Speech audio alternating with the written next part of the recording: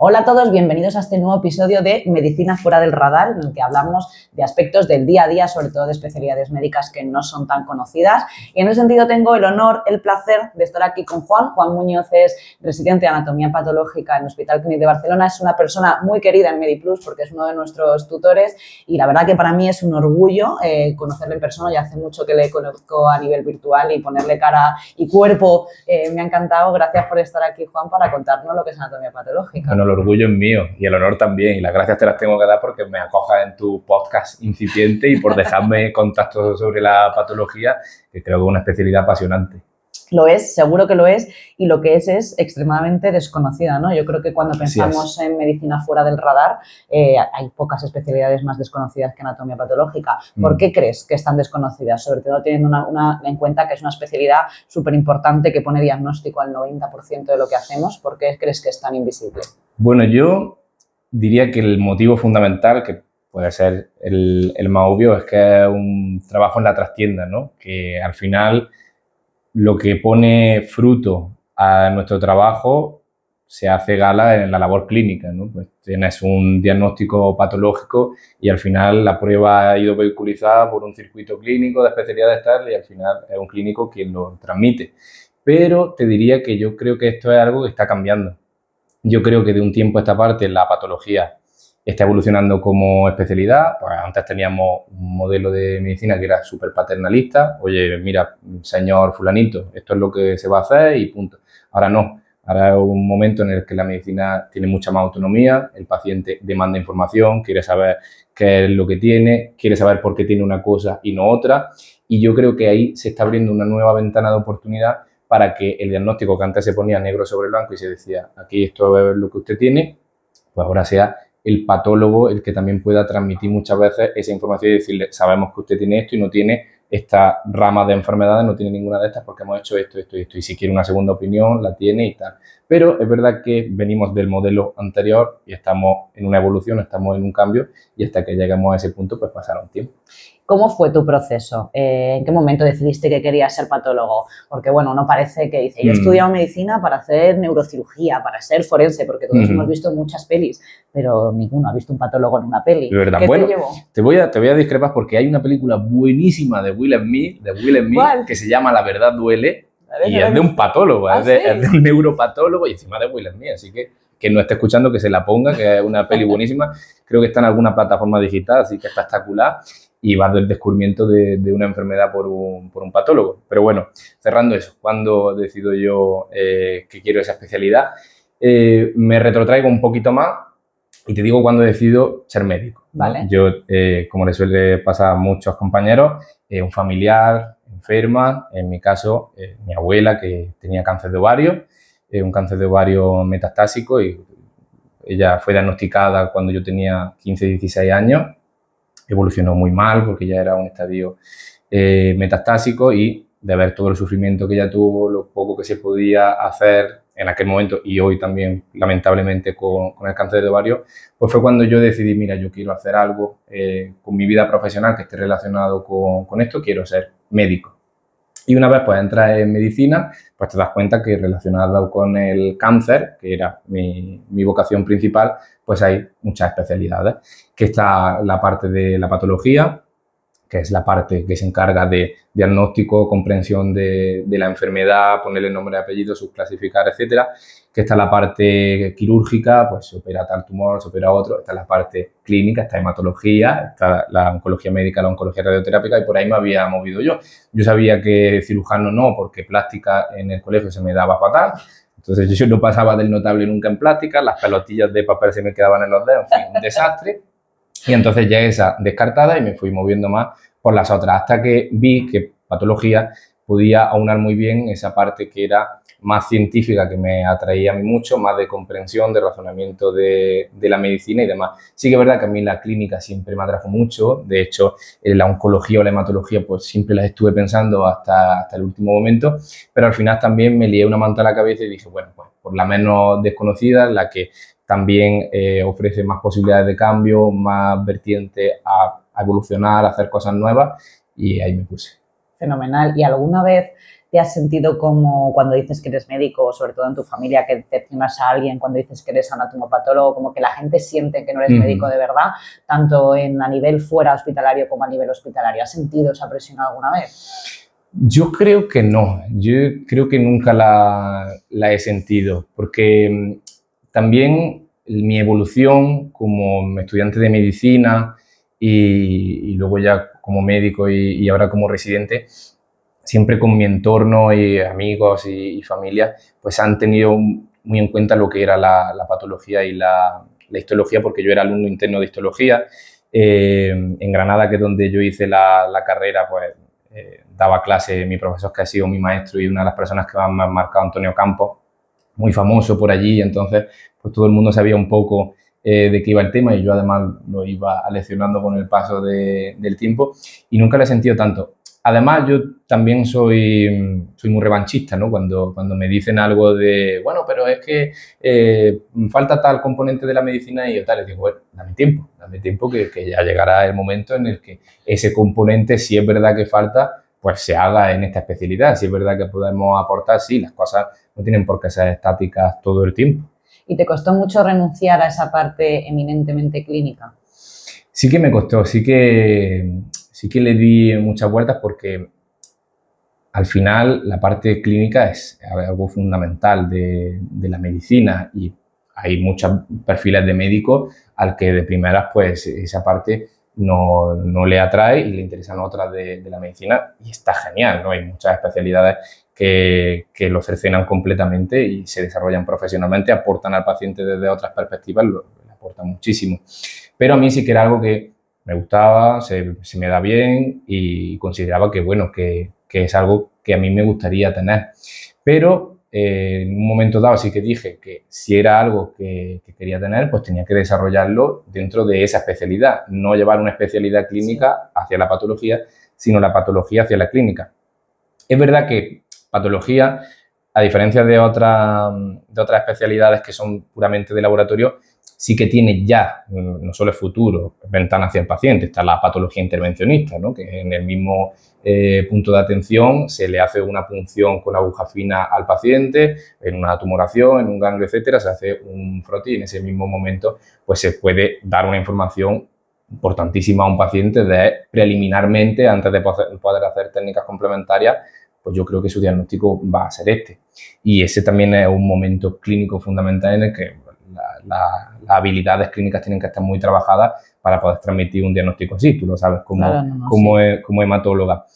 Y luego también pues siempre está la expectativa de futuro, de ir sumando y ganando más terreno en ese sentido. Claro, y luego también es que es algo que yo me he dado yo cuenta, yo soy bastante mayor, que luego cuando te gusta mucho tu especialidad, la parte que a priori veías que no era tan buena o, por ejemplo, pues renunciar un poco a la parte clínica, luego te acaba hasta gustando, ¿no? Y que luego esa parte clínica yo creo que desde la anatomía patológica se puede hacer desde muchas formas, ¿no? Yo lo veo, por ejemplo, tengo mucha relación con los patólogos en los comités y ese conocimiento de la medicina clínica lo veo clave porque ellos, aunque no ven al paciente directamente, se implican muchísimo en toda la información que tú le cuentas y al fin y al cabo el conocimiento del manejo clínico, los síntomas, los siguen teniendo ahí, ¿no? No, eso es fundamental.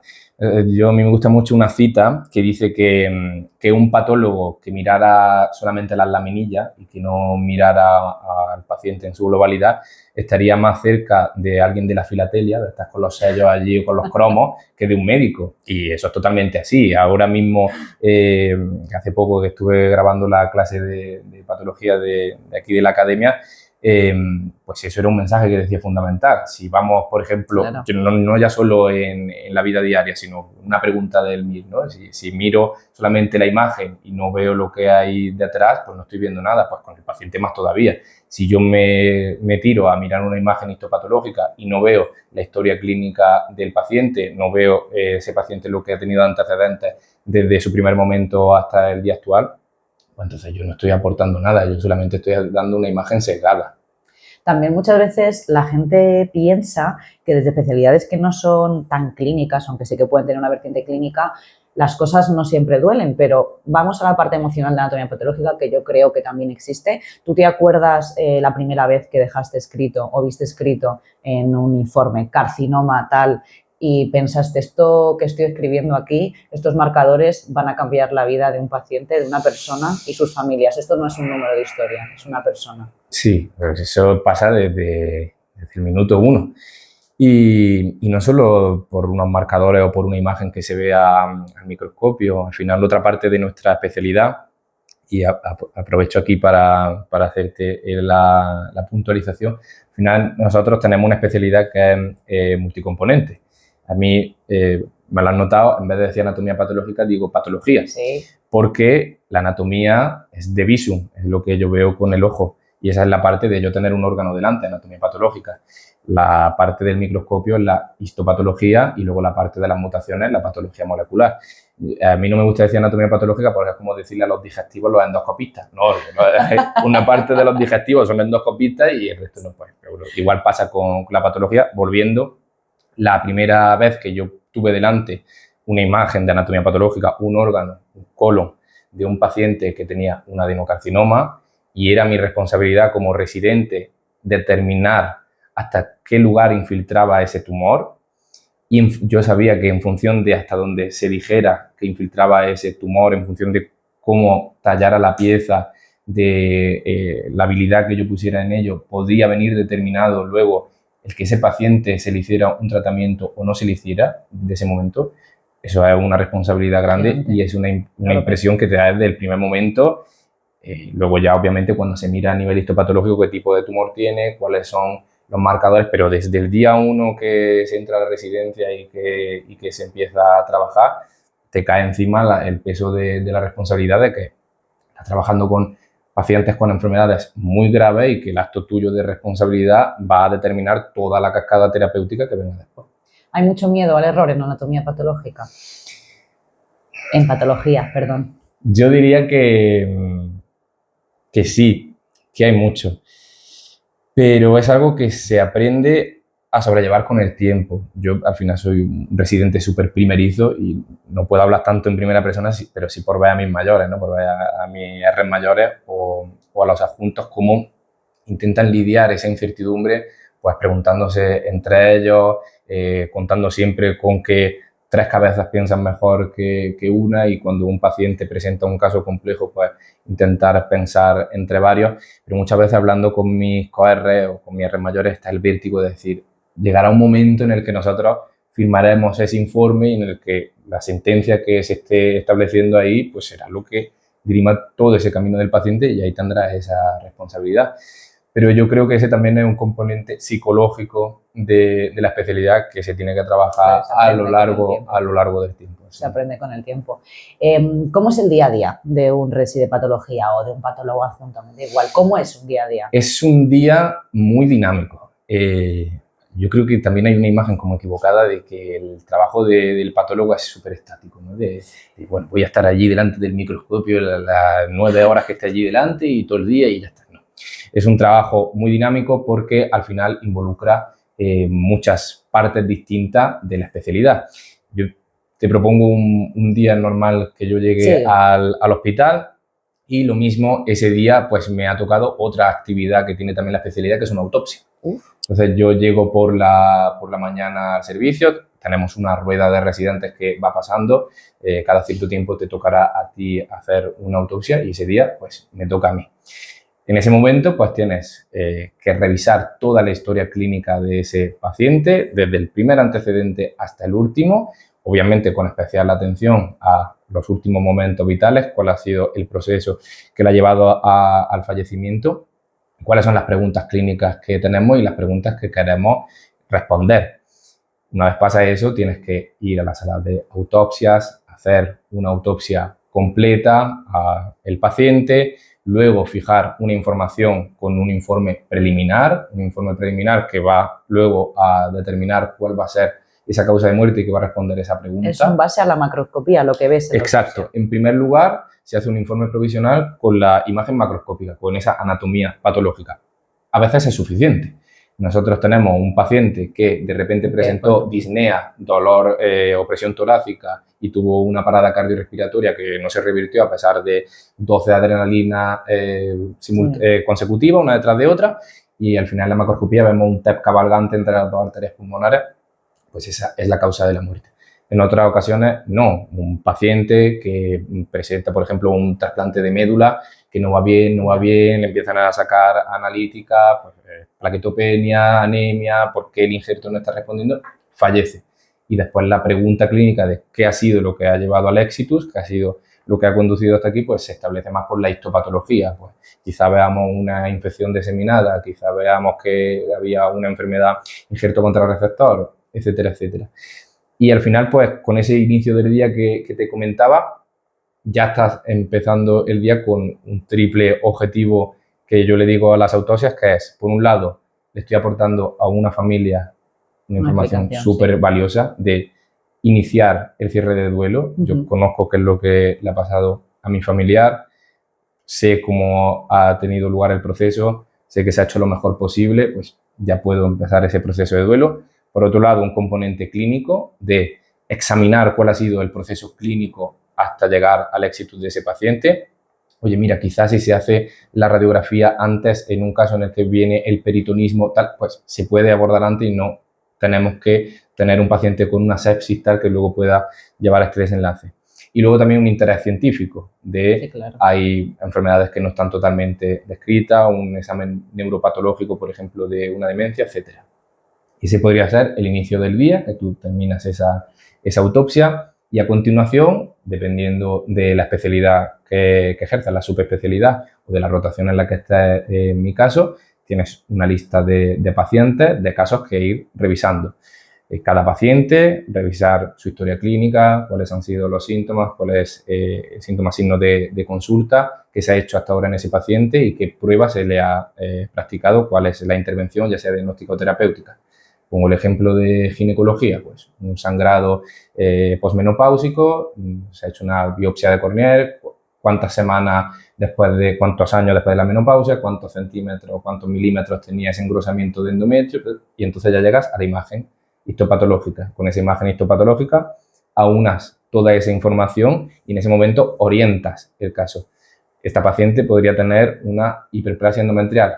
Eso lleva enlazado un tratamiento que luego se tendrá que poner, pues un DIU de levonorgestrel, un tratamiento hormonal, lo que sea. Y esa sería como la segunda parte del día de proceder a ese diagnóstico. El que está rotando, como en mi caso, pues luego va con el adjunto y hace el mismo proceso, pero esta vez dirigido por él, con la docencia de cada caso. Aquí te puedes fijar en este detalle que es más importante. Este detalle clínico, tenlo siempre en cuenta antes de mirar una imagen histopatológica, porque si no te puede llevar a engaño. Y luego también una parte de la especialidad muy importante es la docencia. Patología es súper docente, es, como yo digo, un tronco donde descansa toda la medicina, rotantes de fuera, de nefro, de derma, de hemato, los propios rotantes de dentro, los estudiantes de medicina que pasan todo. Entonces, una parte del día también se va en docencia a otros residentes, a estudiantes, a sesiones clínico-patológicas, sesiones patológicas, etcétera. Y un poco, pues, ese sería el día hasta que llega la tarde y entonces lo que tienes que hacer es la información macroscópica de esos pacientes. Piezas quirúrgicas para tratamiento que llegan y entonces revisas la historia de esos pacientes y procedes a la anatomía patológica. ¿Cuál es la información de esas piezas? Has dicho la tarde. ¿Hacéis siempre tardes en anatomía patológica o ese porque en Barcelona es un poco el horario diferente? Sí, el horario de Barcelona es un poco distinto, que es donde yo ejerzo, porque allí tenemos la comida un poquito antes, sí, y por lo tanto alargamos hasta las 4, pero las tardes o las guardias que se hacen en mi especialidad pues son igual que en el resto, cada cierto tiempo pues te toca guardia, ya sea una guardia de quirófano, una guardia en la que el residente y el patólogo que están de guardia tienen que estar al tanto de todos los quirófanos que están en activo en ese momento por si algún quirófano demanda información patológica. Tengo un nódulo pulmonar, le he sacado una biopsia intraoperatoria, quiero saber si lo que estoy operando es un tumor o no, porque si es un tumor mi actitud terapéutica va a cambiar totalmente, pues esa sería una guardia. Otras guardias que también tenemos son las de autopsia, estas de guardia para poder hacer una autopsia en caso de fallecer algún paciente. Esto me ha sorprendido de las guardias. Claro, yo tenía entendido que los patólogos nunca hacen guardias. ¿Son localizadas, son presenciales, hay en todos los hospitales? Esto me acaba a mí de volar la cabeza. Pues, cuéntame un poco. Nada más lejos de la realidad porque guardias se hacen y se hacen muchas. por lo menos en mi hospital, y creo por hablar con resis de otros hospitales que esto es generalizado, se pueden hacer guardias de urgencia también. Si haces la residencia tú puedes elegirlo, y si no también se pueden hacer, y esas sí que son obligatorias, las guardias propias de la especialidad. Son, como te comentaba, presenciales, porque al final un quirófano que tiene a un paciente en plena intervención quirúrgica necesita una información en tiempo real. No se puede hacer que un patólogo que está en su casa venga para aportar esa información, tiene que ser en tiempo real, y esas son siempre que el quirófano esté funcionando, tiene que estar patólogo y resi allí presente. Luego también hay guardias delocalizadas. Serían, por ejemplo, la guardia para los trasplantes. Un órgano que requiere de un control previo a su implante de que está en las condiciones óptimas, que no tiene un tiempo de isquemia excesivo, que no viene degenerado por patología de base, que no tiene un tumor, antes de proceder a la intervención quirúrgica. Y por último, pues también están las guardias de autopsia, de un sábado, por ejemplo, o un domingo, estar de guardia por si se requiere de esa información para que se pueda agilizar al máximo posible el proceso con la familia para que el duelo sea lo mejor posible. ¿Qué tipo, o sea, yo creo que, qué tipo de persona crees que encajaría bien en anatomía patológica y qué tipo de persona crees que no? Sobre todo teniendo en cuenta que patología es una especialidad muy bimodal, ¿no? De elección. Sí. Hay gente que lo elige muy al principio, gente muy al final. ¿Qué tipo de persona? Al fin y al cabo la medicina es muy versátil, no todos encajamos con todo. ¿Quién crees que sí y quién crees que no encajaría en patología? Ya lo digo patología, Juan, ya no digo anatomía patológica. Muy bien. Orgulloso, ya estoy orgulloso. Es una pregunta difícil porque conforme me la decía me he puesto a pensar en mis coarres y en mis resis mayores, y somos de los más variopintos. Yo creo que hay un montón de perfiles de personalidad que se llevarían muy bien con la especialidad. Pero sí que creo que hay algunas características fundamentales. Yo creo que lo primero que se tiene que tener es mucho interés en profundizar en la medicina. No es una especialidad en la que se pueda pretender quedarse en la parte de arriba de la medicina con procesos diagnósticos terapéuticos más sencillos. No. Requiere de mucha integración de las ciencias troncales, y esto muchas veces da pereza. No, otra vez me tengo que repasar la inmuno, otra vez me tengo que repasar tal. Pero eso lo tiene que saber la persona que elige esa especialidad. Mucho tiempo también de trabajo en solitario, mucho tiempo de estudio, también la parte de control del miedo, que yo creo que antes lo estábamos hablando, ya es una parte fundamental, de lidiar con muchísima personalidad. Pero con estos ingredientes, aparte de eso, cualquier persona, cualquier médico puede ir bien en la especialidad. Sí, ¿no crees que gente así, por ejemplo, yo pienso en mí misma, ¿no? Sí. A mí me gusta la patología, me gusta, o sea, como hematóloga me gusta, pero yo tengo como siempre como un petardo en el culo, que me gusta correr, me gusta la adrenalina, me gusta un poco. ¿Tú crees que hay gente así que le gusta ir acelerado? Yo creo que sí, porque yo soy como tú y voy bien, así pues sí, pues la verdad que sí, me gusta. Así que yo voy siempre, a mí me gusta estar en mil cosas a la vez, estar en mil proyectos y siempre corriendo de un lado al otro, estar en muchísimas cosas, y yo estoy muy contento con mi especialidad porque te garantizo que aburrirte no te aburre, y que al final los tiempos, aunque muchas veces se diga, bueno, pero es que el patólogo no tiene que responder en tiempo real, ¿no? Puede tener un tiempo de sosiego. Luego eso se estrecha bastante el margen de porque yo estoy al otro lado insistiendo, soy la típica petarda que está llamando. Y no es tanto así. Majísimos y pobrecitos, estamos todo el día, dime algo, dime algo, dime algo. Pero es lo normal. Claro, sí. ¿Qué especialidades? Porque yo siempre creo que hay especialidades afines, ¿no? O sea, yo siempre lo he dicho y lo mantengo, creo que es mi disco rayado. Yo no creo que nadie nace para ser patólogo, nadie nace para ser cirujano plástico, nadie nace para ser dermatólogo. Creo que los médicos con determinado perfil podemos ser felices de muchas formas. ¿Tú crees que si no hubieses hecho patología hubieses sido feliz en otra especialidad? Bueno, yo creo que sí, yo creo que hubiera sido feliz en muchas especialidades, menos en las quirúrgicas, en casi cualquier. ¿Y en cuáles? Dime cuáles que las dos creen que son más, que no que te gusten a ti, sino crees que el perfil patólogo... Yo te diría que hubiera sido feliz en hemato, pero por mí, ¿eh? Sí, luego te digo con el perfil patólogo, pero en mi caso, por ejemplo, yo hubiera sido feliz en hemato, ya que estás tú. Es muy bonita. Y también hubiera sido feliz en familia o en interna. Fíjate tú lo que te digo, en ese perfil. Pero porque yo tengo unos gustos muy amplios y creo que la gente va a decir que no me hace falta abuela, creo que me desenvuelvo bien en diversos ámbitos, pero aparte, quitando eso, yo creo que una persona que tenga cierto interés en patología, por un lado, puede tener satisfacción en especialidades que van eso, a la raíz, a la base de la medicina, y le puede gustar, por ejemplo, inmuno, que tiene también una vertiente clínica, la parte de la inmunodeficiencia, etcétera. También le puede gustar especialidades como hemato, que tiene una parte de laboratorio súper potente, de los frotis sanguíneos, etcétera. Y luego también yo creo que están las especialidades de los patólogos incomprendidos, que para mí son derma y nefro. Vale. Porque tienen una Profundiza. Tienen una parte de patología muy grande, ¿no? Una parte de patología muy fuerte y son especialidades hermanas. Además, sus resis están mucho en nuestro servicio y esa parte de patología tan fuerte, pues creo que la hacen muy afines, ¿no? El que hace derma está siempre pensando en cómo se ve este queratinocito en el líquen plano, cómo se ve tal, y el que hace nefro igual, cómo se ve esta glomerulonefritis para luego hilar con el tratamiento que va a tener que dar. Un poco yo creo que ese sería el perfil de especialidad. De hecho, estoy completamente de acuerdo. De hecho, me llama la atención, o no me llama tanto, que aunque te suene raro, conozco muchos dermatólogos que dudaron con patología y viceversa. O sea, conozco,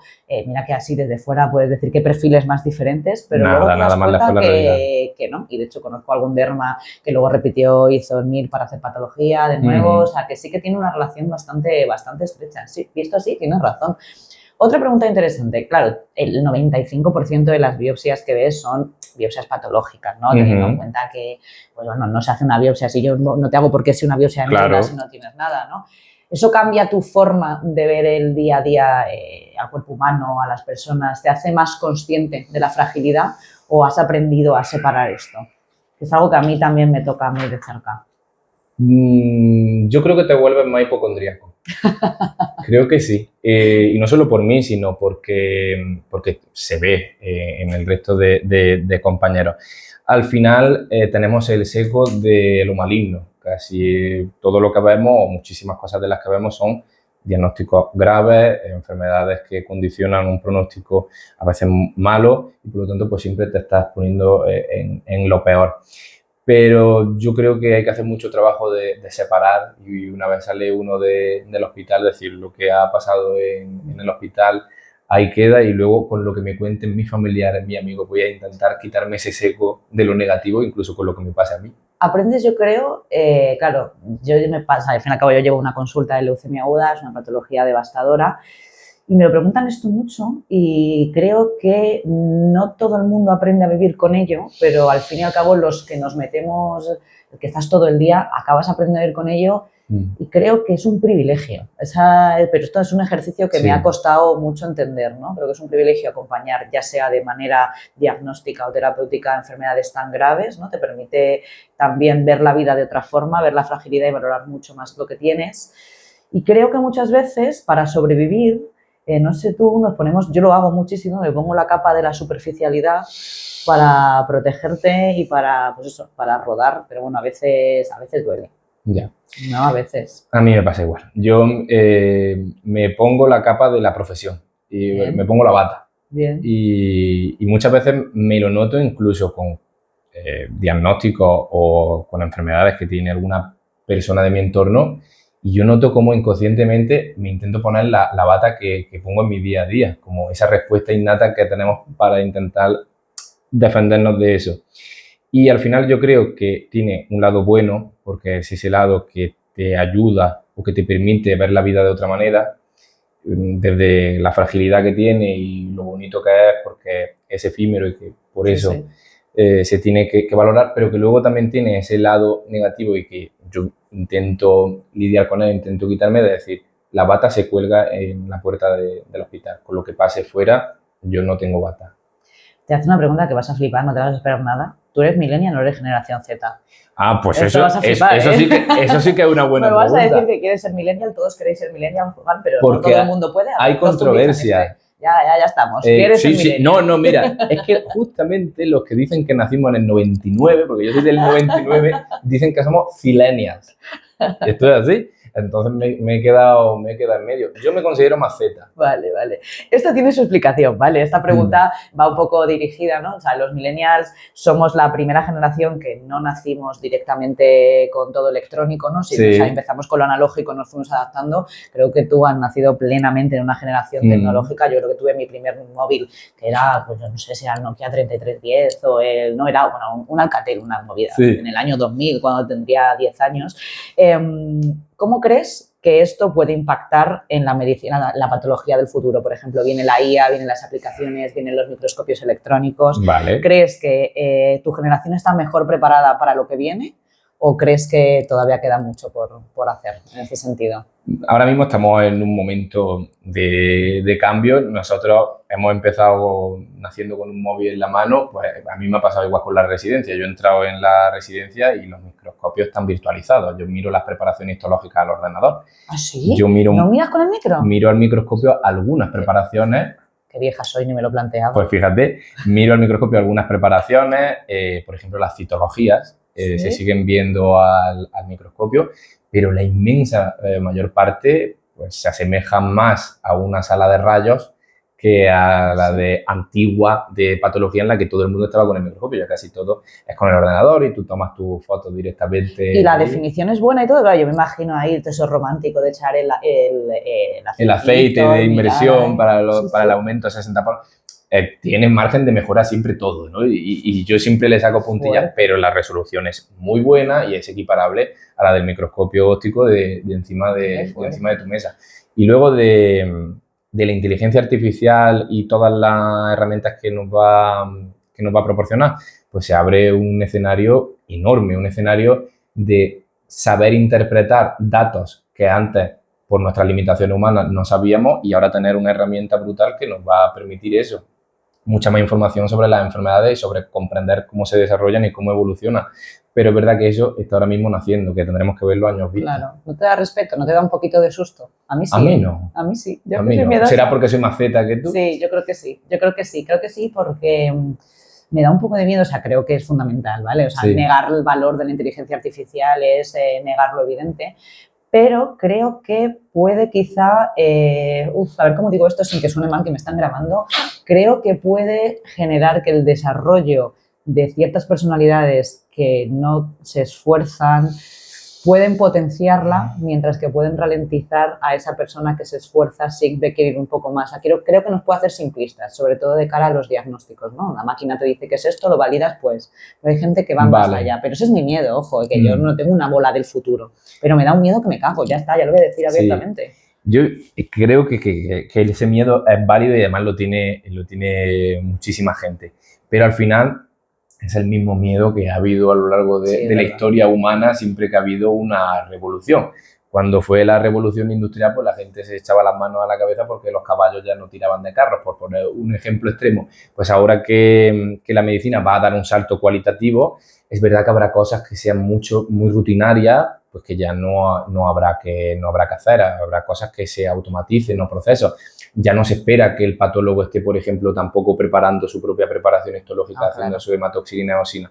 Pues supondrá un salto cualitativo al que nos tendremos que sumar, al carro al que nos tendremos que subir, porque al final el valor humano y la capacidad de juicio humana no va a ser sustituida, ni muchísimo menos. Pero esa capacidad humana tendrá que utilizar herramientas mucho más potentes. Si antes íbamos en carros de caballo, pues ahora vamos en barcos de vapor. Pues si antes íbamos a lomos del microscopio óptico, ahora iremos con un visor digital y con herramientas digitales. Ha pasado en muchas especialidades que han tenido también sus revoluciones. Yo creo que la patología está en una. ¿Y no tienes susto de que en algún momento se sustituyan los patólogos por la IA? Yo no. No es algo que me intranquilice porque creo que es imposible. También me suena de cuando decían van a sustituir a los radiólogos por la IA, porque la IA mira súper bien si hay algo radiopaco y tal. Creo que no. Creo que aunque sean especialidades pues, que son más digitales o que se pueden digitalizar más, al final lo que eso va a aportar son herramientas para que luego las utilice un médico, al igual que el hacer una analítica de una forma mucho más electrónica, protocolizada y tal, no ha sustituido a los compañeros médicos de bioquímica, por ejemplo, pues ¿Verdad? tampoco lo hará la evolución que tenga la patología en su momento. Y cambiando un poco de tema, la verdad que me ha gustado esto mucho de la IA, me hace un poco reflexionar, es un tema que me perturba, pero cambiando un poco de tema, algo que las nuevas generaciones, y me parece lícito y lógico y normal, y me parece algo súper positivo, preguntan cada vez más, ¿qué hay de la calidad de vida, la capacidad de conciliar anatomía patológica, incluso la capacidad de complementar el sueldo con una combinación pública-privada? ¿Qué tal está en ese sentido anatomía patológica? Incorporación laboral, oportunidades, puestos de trabajo. Calidad de vida es una especialidad que te puede dar mucho, que te puede dar adaptación a un tipo de vida que tenga claros los límites de dónde termina lo laboral y dónde empieza tu vida privada, porque puedes tener un mayor control de los horarios que en otras especialidades. No nos pasa que estemos en quirófano y la operación se alargue, por ejemplo. Casi siempre es posible posponer un diagnóstico unas horas, un día. Entonces, eso es algo muy a valorar de la especialidad y yo creo que es un punto fuerte. Luego, sobre remuneración y capacidad de ganar poder adquisitivo, pues yo también creo que es una especialidad que ofrece buen horizonte. Cuando seas residente se pueden hacer guardias y luego ya años vista, cuando ya seas patólogo, hay mucha combinación pública-privada para quien lo considere, porque hay muchos laboratorios privados y hay muchos hospitales privados que, por tener actividad asistencial, requieren de forma inherente de un patólogo. Y también tiene otro escenario que se le abre mucho a la patología y que muchas veces no se tiene tan en cuenta, que es el investigador y el docente, que también se puede complementar tu actividad laboral asistencial a nivel de sueldo, pero también a nivel de actividad con estas dos actividades. La verdad que es muy interesante, ya vamos a dar parte al final de esta charla, me ha encantado, la verdad, me encanta. A mí también. Me ha encantado, la verdad que a mí me gusta, o sea, vamos, a ti te adoro, la especialidad también me gusta mucho porque tenemos mucha relación al respecto, sé que eres resi pequeño, pero bueno, vienes de una trayectoria que has visto otro tipo de medicina y tal. ¿Crees que has acertado? ¿Crees que es tu especialidad? Sí, plenamente. ¿Y qué consejo le darías a la gente que está dudando con anatomía patológica y otras opciones ahora mismo? Lo primero, como resi que ha dudado mucho, igual que tú, y que se devana los sesos pensando en cuál es el camino correcto y demás, quitarse la presión del fallo. Porque la vida al final se va desarrollando como tiene. Si uno tiene que probar una cosa y tiene que cambiar de rumbo, no pasa nada. Uno a lo que ha venido aquí es a vivir, a probar y a desarrollarse como persona. Entonces, eso es lo primero. Y que si se la plantea, pues que pruebe, que vaya a un hospital, que seguro que están encantados de recibirle, y si no lo recibo yo, que eche una jornada, que vea cómo se desenvuelve el día a día de la especialidad, que vea cuál es su objeto de estudio, que vea cómo de determinante es para el paciente, que vea también esa perspectiva del peso de la responsabilidad a largo plazo, y que si se la plantea y duda porque es una especialidad que tiene menor visibilidad, porque dice, bueno, es que quizás me consideran menos que a otros, que no se lo piense, que lo lleve con gallardía, que es objeto doble de orgullo. Uno, decantarse por una especialidad que es menos vista por vocación, y dos, saber llevarlo con orgullo y decir, aquí estamos nosotros, tenemos mucho que aportar y tenemos mucho que decir, y que se lance a ello. Claro, y aparte que lo que también pasa, que te puedes equivocar y no pasa nada. Vamos, yo creo que a la mayoría de cuando empieza una especialidad, al 99% le acaba gustando. Somos 4 gatos los que por X motivos decidimos cambiar y decimos que nos hemos equivocado. La medicina es preciosa. Ahora, en una época en la que se lleva a decir que es una mierda ser médico, pues a ver, tiene cosas malas, pero a mí me encanta, la verdad. Entonces no creo que sea tampoco el mensaje que debamos dar a la gente que no merece la pena la medicina. Ni mucho menos. Pues para mí sí, ojo, entiendo que hay gente que esté desencantada por cómo va todo, pero en general es una profesión preciosa, es un honor poder acompañar a la gente en un momento pues malo o bueno de sus vidas, depende de a qué te dediques, ¿no? Pero si te equivocas, no pasa nada. Es que hay que fluir, ya está. Yo me alegro de haberme equivocado. La lié en su momento y me alegro. Si volviera atrás, digo, volvería a liar la parda. Pues sí, es que al final el probar, equivocarse, cambiar, te aporta mucha perspectiva y mucho fondo para luego afrontar tu día a día. Yo, por ejemplo, se lo digo a a los tutorizados de la academia, ¿no? Les digo que al final eso es algo que te aporta un background, que te aporta una visión de la vida y de la medicina que no te da ninguna otra cosa. Y luego tampoco hay que sentir presión porque la medicina es una carrera de carreras. Al final tiene tantas diferentes especialidades, tantas diferentes vertientes, que si tienes algo nuclear, que es que te guste aportar al paciente, pues luego te puedes repartir por donde quieras. Puedes ser epidemiólogo, puedes que estás dedicado a ver gráficas, a ver cómo se mueven los movimientos epidemiológicos, etcétera. Puedes ser patólogo, puedes ser cirujano, puedes ser radiólogo.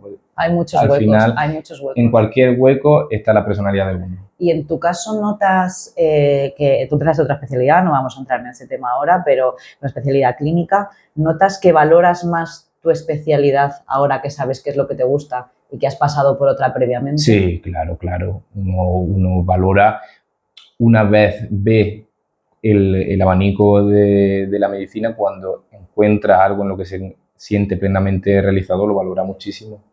Fenomenal. Oye, Juan, muchas gracias. Un gusto estar aquí contigo, la verdad. Dan ganas de ser patólogo. Vamos, yo estoy por liarme la manta a la cabeza, lo digo siempre, pero atrévete. Ya soy millennial, ya estoy rozando yo, esto ya no puedo, no, pero me gusta mucho lo que hago y lo bueno de la hemato es que también, no patólogo, pero podemos ser patólogos también de nuestros pacientes, así que bueno, si me pica el gusanillo, lo valoraré. Muchísimas gracias a todos por escucharnos otro episodio más en Medicina Fuera del Radar. Esperamos que todo esto os sirva para elegir y para conocer un poco más especialidades que no son tan conocidas. Cualquier duda que tengáis podéis comentarnos en los comentarios. Recordad que estamos en todas las plataformas, estamos en YouTube, estamos en Spotify y nada, gracias por escucharnos. Chao.